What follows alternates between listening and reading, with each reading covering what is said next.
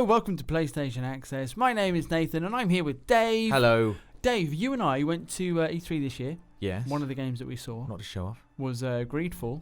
Yes. This is the trailer for Greedfall. We're just going to talk about some of the things that we know about it.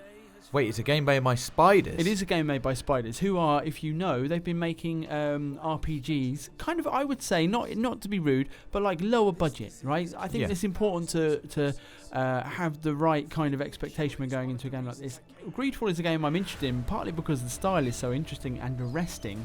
And there are people who really, really like the RPGs that Spiders have made, but they, you know, if you go in expecting like a BioWare or a CD Projekt Red, like size epic, that isn't what we're getting here. But it doesn't mean that it can't be a very good game on its own terms. And what Greedfall promises to be, like a really interesting mix of, it's like, as you can tell from the, this is one of the, we're just showing the trailer before we have some proper PS4 B-roll, which I'm quite excited about, Dave. That's why we're making this video. No, me too. Very inspired by kind of 17th century aesthetics, especially the hats. Yes, but, well, not that guy so much. No, I don't think that he was around in the 17th century, but he is to do with... let me set the scene for you. Yeah, please do. In Greedfall.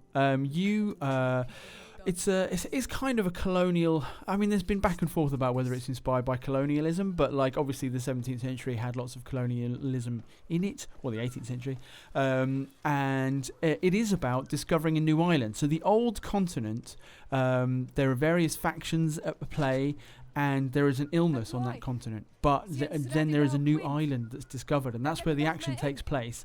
This is your character here. You're actually a customizable character, the guy on the stairs. And you can be a man or a woman. And you are affiliated with the merchants faction. And you come to this you're the cousin of the kind of governor of the new island, and you come there just basically hoping to make it a success for him.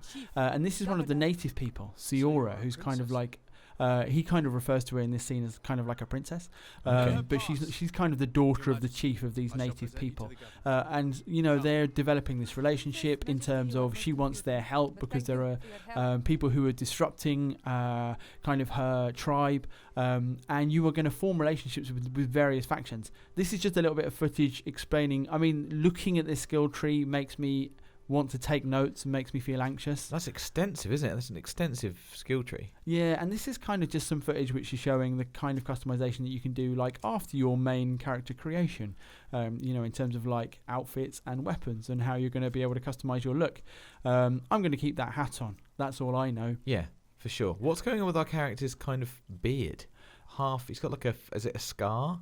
Oh, on that side, yeah. No, that is that's a mark. I think there is a suggestion that he has a link to the kind of the native people of this island. So he's kind of an outsider within his own faction, right?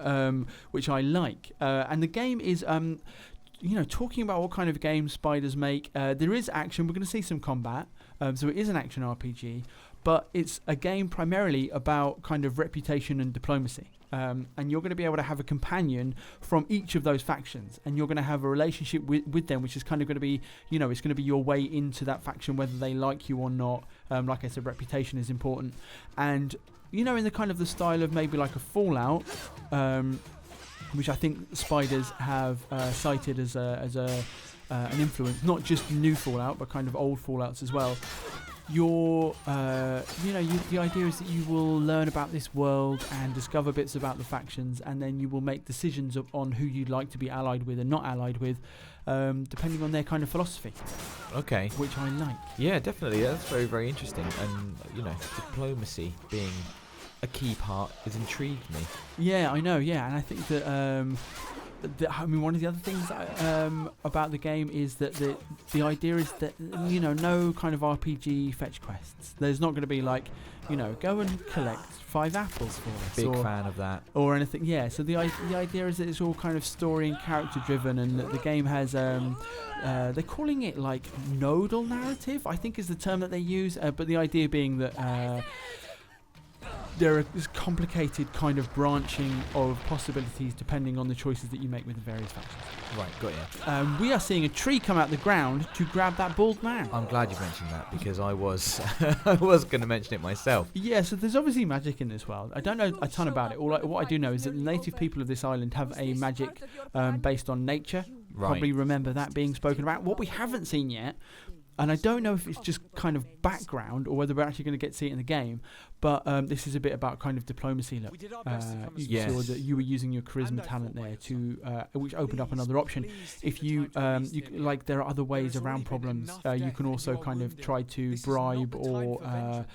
Make trades for certain deals as well, or you can use kind of combat. Anyway, people of the old continent have a magic based on light and shadow, which I really like. That I don't know what that could mean, but it sounds very cool.